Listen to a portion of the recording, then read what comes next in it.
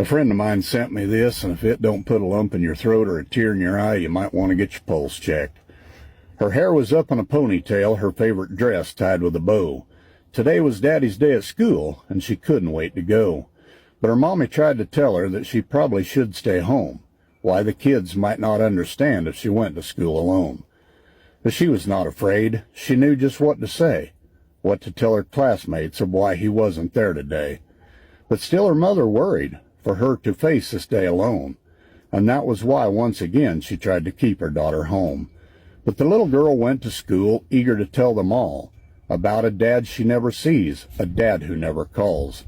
There were daddies along the wall and back for everyone to meet, children squirming impatiently, anxious in their seat. One by one the teacher called a student from the class to introduce their daddy as seconds slowly passed. At last the teacher called her name. Every child turned to stare. Each of them was searching for a man who wasn't there. "Where's her daddy at?" she heard a boy call out. "She probably doesn't have one," another student dared to shout. And from somewhere near the back she heard a daddy say, "Looks like another deadbeat dad too busy to waste his day." The words did not offend her as she smiled up at her mom and looked back at her teacher who told her to go on. And with hands behind her back, slowly she began to speak, and out from the mouth of a child came words incredibly unique. "My daddy couldn't be here because he lives so far away, but I know he wishes he could be since this is such a special day. And though you cannot meet him, I wanted you to know all about my daddy and how much he loved me so. He loved to tell me stories. He taught me to ride my bike. He surprised me with pink roses and taught me to fly a kite. We used to share fudge sundaes and ice cream in a cone, and though you cannot see him, I'm not standing here alone. 'Cause my daddy's always with me, even though we are apart. I know because he told me he'll forever be in my heart."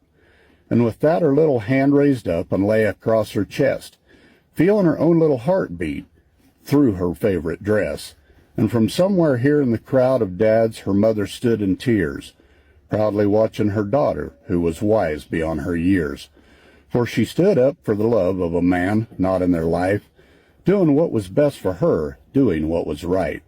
And when she dropped her hand back down, staring straight into the crowd, she finished with a voice so soft, but its message clear and loud. "I love my daddy very much. He's my shining star. And if he could, he'd be here, but heaven's just too far.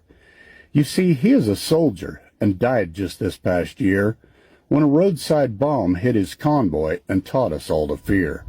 But sometimes when I close my eyes, it's like he never went away."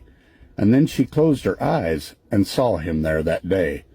And to her mother's amazement, she witnessed with surprise a room full of daddies and children all starting to close their eyes. Who knows what they saw before them? Who knows what they felt inside? Perhaps for merely a second they saw him at her side. "I know you're with me, Daddy," to the silence she called out. And what happened next made believers of those once filled with doubt. Not one in that room could explain it, for each of their eyes had been closed. But there on the desk beside her was a fragrant long-stemmed rose. And a child was blessed, if only for a moment, by the love of her shining star, and given the gift of believing that heaven is never too far.